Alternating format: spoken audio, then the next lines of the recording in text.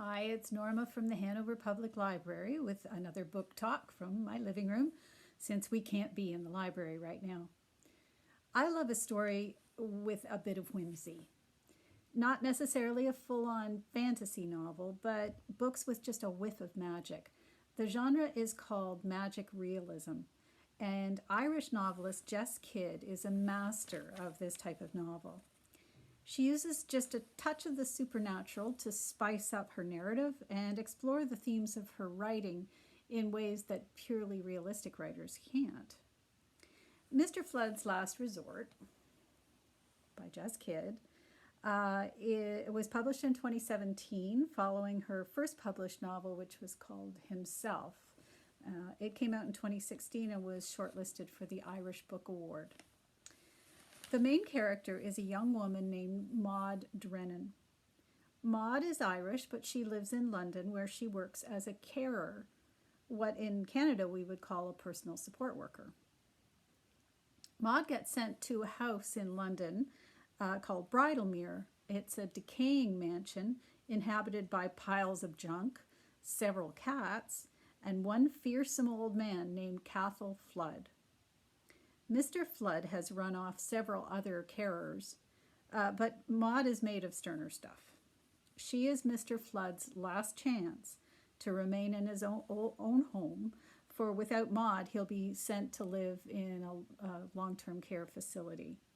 So gradually, Maud chips away at the mess and the dirt of the hoarder's mansion, and she also chips away at Mr. Flood's worst tendencies, and gradually cleanliness and sanity begin to triumph over filth and chaos. But Maud has a secret, a terrible trauma that took place when she was a child, and it has never gotten better. She carries a torment of guilt for something that wasn't her fault. And Maud sees things. Well, to be more precise, she sees saints.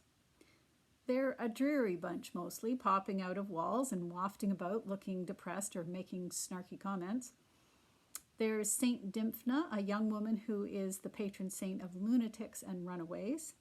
She works hard to keep Maud safe from some malevolent people who covet Mr. Flood's property and see Maud as a threat to their nefarious plans. Saint Monica is the saint of difficult marriages and disappointing children. Maud observes St. Monica is so sour and nagging she could wear the paint off the walls. St. Valentine, the patron saint of beekeepers and betrothed couples, is a bit rude, has a wall eye, just 3 teeth, and a tendency to smirk. Only Maud sees them, and she's pretty sure they're trying to tell her something, but the meaning is not yet clear. What she doesn't see is her own saintliness, as she toils away amidst the mayhem, trying to bring a bit of goodness into Mr. Flood's life.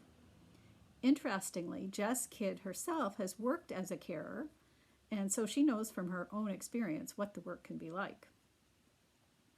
Mr. Flood's house, Bridalmere, is also trying to communicate with Maud.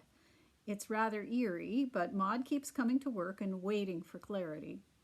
Significant things like photos and books seem to push themselves into her hands, each a revelation and yet another mystery.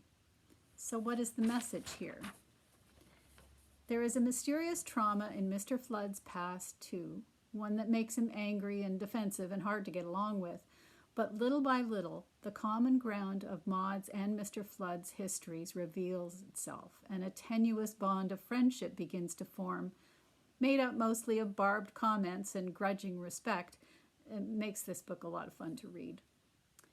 In Mr. Flood's Last Resort, there is a mystery to be solved and dangers to be met and overcome, but to me, the most appealing aspect of this book is the relationship between the 2 main characters and Maud's process of coming to understand herself. This book is available on Overdrive and Libby.